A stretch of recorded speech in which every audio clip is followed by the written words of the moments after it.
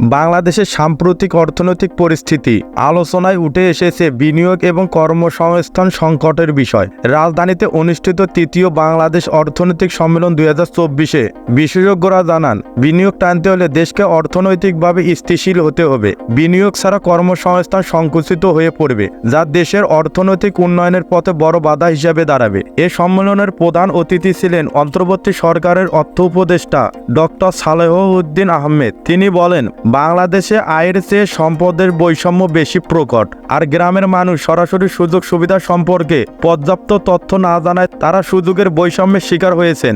বাংলাদেশ ব্যাংকের governor doctor Ahsan H Mansur উল্লেখ করেন, দেশের অর্থনীতি শ্রীলঙ্কার মতো পরিস্থিতিতে নেই, তবে ব্যাংকিং খাত দুর্বল হওয়ায় দেশের সামষ্টিক অর্থনীতিতে নেতিবাচক প্রভাব পড়ছে। কেন্দ্রীয় ব্যাংক দেশের অর্থনীতিকে স্থিতিশীল করার জন্য বেশ কিছু উদ্যোগ নিয়েছে, যার মধ্যে অবৈধভাবে অর্থ পাচার রোধ এবং কিছু ব্যাংকে নতুন পুঁজি সরবরাহের ব্যবস্থা অন্যতম।